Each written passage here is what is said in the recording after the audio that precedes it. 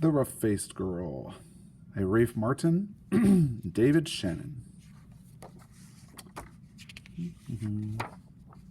Once, long ago, there was a village by the shores of Lake Ontario. All from the other wigwams of this village stood one great huge wigwam. Painted on its sides were pictures of the sun, moon, stars, planets, trees, and animals. Inside this wigwam, there was said to live a very great, rich, powerful, and supposedly handsome, invisible being. However, no one could see him except his sister, who lived there too. Many women wanted to marry this invisible being, but his sister said, the only one who can see him can marry him. Only the one who can see him can marry him. Now, in this village, there lived a poor man who had 3 daughters. The 2 older daughters were cruel and hard-hearted, and they made their youngest sister sit by the fire and feed the flames. When the burning branches popped, the sparks fell on her. In time, her hands became burnt and scarred. Her arms, too, became rough and scarred.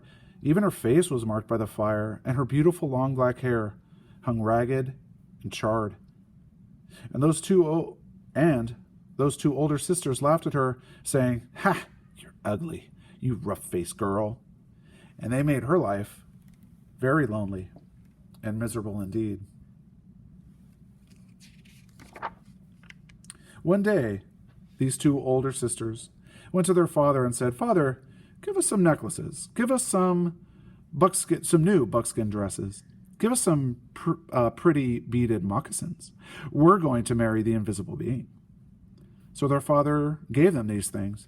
Dressed in their finest, the 2 girls marched through the village. All the people pointed and stared. "Look at those beautiful girls," they said. "Surely they shall marry the invisible being." And if those 2 girls were proud and hard-hearted before, they were even prouder now. They walked haughtily through the village. At last, they came to the wigwam of the invisible being, and there was his sister, waiting. "Why have you come?" she asked. "We want to marry the invisible being," they answered. "That's why we're here." "If you want to marry my brother," she replied, "you have to see him. Tell me, have you seen the invisible being?" "Of course we've seen him," they insisted. "Can't you see how pretty we are? Can't you see the beautiful clothes we wear? Oh, yes. Anyone can tell that we've truly seen the invisible being." "All right," she said quietly. "If you think you've seen him, then tell me, what's his bow made of?" And suddenly her voice was as swift as lightning and strong as thunder. "His bow?" they stammered in surprise. "His bow? We know. But turning desperately to one another, they whispered, "What shall we say?" "Let's say the oak tree." So they said, "It's the great oak tree." "No," said the sister of the invisible being. "No." Oh, she saw at once how they lied. "Tell me," she continued, "if you think you've seen my brother, the invisible being, then what's the runner of his sled made of?" We know, cried the 2 sisters. But whispering fiercely again, they wondered, "What shall we say? Let's say it's the green willow branch."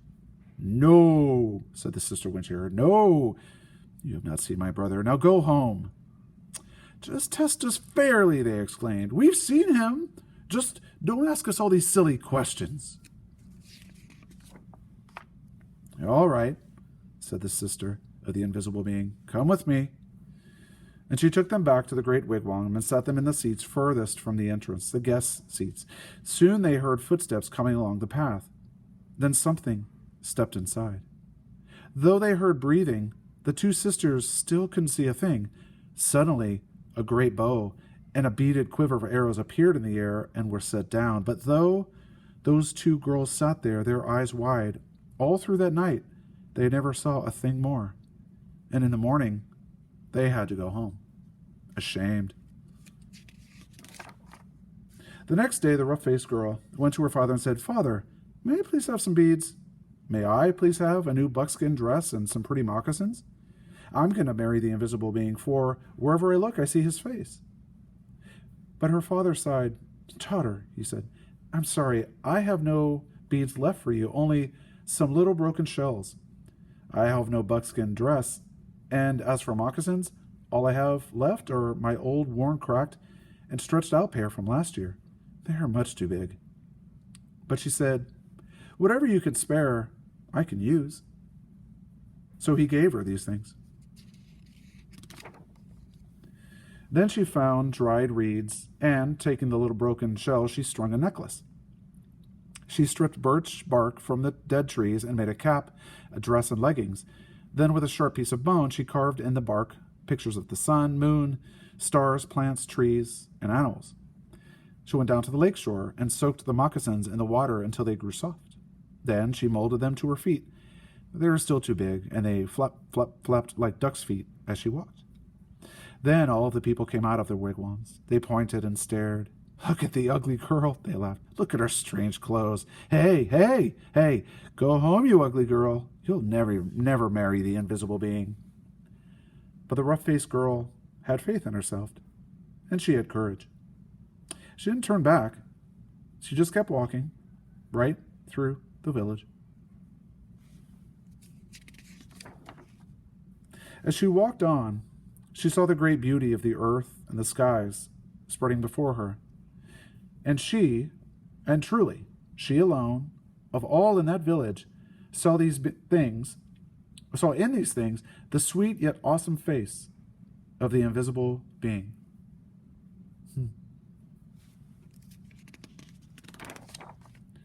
At last, she came to the lake shore just as the sun was sinking behind the hills, and the many stars came glittering out like a fiery veil in the darkening sky overhead.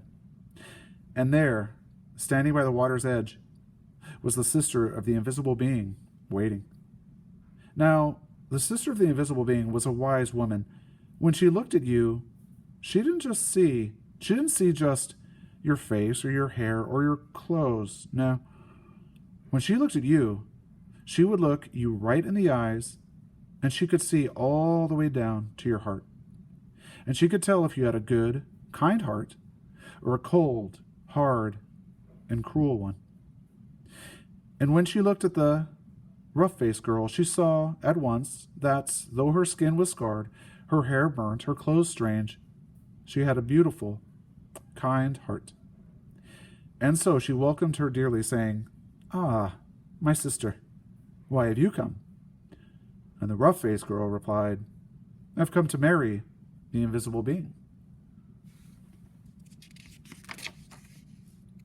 Ah, said the sister very gently now, if you want to marry him, you have to have seen him. Tell me, have you seen my brother, the invisible being? And the rough-faced girl said, Yes. All right then, said the sister. If you have seen him, tell me what's his bow made of? And the rough-faced girl said, His bow? Why, it's the great curve of the rainbow. Ah, exclaimed the sister in excitement. Tell me, she asked, if you've seen my brother, the invisible being, what's the runner of his sled made of? And the rough-faced girl, looking up in the night sky, said, The runner of his sled? Why, it's the spirit road, the Milky Way of stars that spreads across the sky.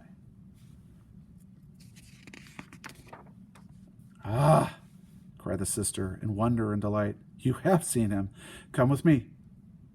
And taking the rough-faced girl by the hand, she led her back to the great wigwam and sat her in the seat next to the entrance, the wife's seat. Then they heard footsteps coming along the path, closer and closer. The entrance flap of the wigwam lifted up, and in stepped the invisible being. And when he saw her sitting there, he said, At last, we have been found out. Then, smiling kindly, he added, Oh, my sister, but she is beautiful. And his sister said, Yes.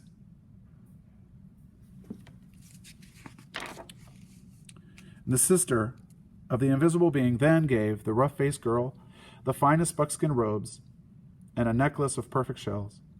Now bathe in the lake, she said, and dress in these. So the rough-faced girl bathed in the waters of the lake, and suddenly all the scars vanished from her body. Her skin grew smooth again, and her beautiful black hair grew in long and glossy as a raven's wing. Now anyone could see that she was indeed beautiful, but the invisible being and his sister had seen that from the start.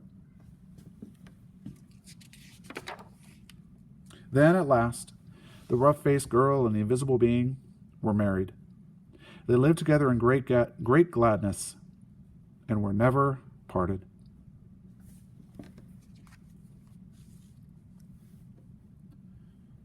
There is a dedication here, which I wanted to read, the author's note. To see good rewarded and evil punished, or justice, is rare. Stories, however, pass on the realities of not the everyday world, but of the human heart. One way in which the universal yearning for justice has been kept alive is by the many tales of Cinderella. Indeed, some 1,500 or so versions of the basic Cinderella story type have been recorded so far. In each, the cruel and thoughtless at last get their just reward, as do those who are kind and good. The rough-faced girl and Algonquin Indian Cinderella is, in its original form, actually part of a longer and more complex traditional story.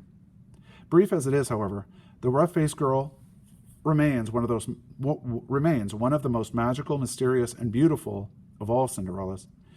Grown on native soil, its mystery is rooted in our own place. I am happy to pass it on to children and parents today. To the enduring vision of the Earth's traditional peoples, R.M., to Heidi, Bonbon, and Donnie. D.S.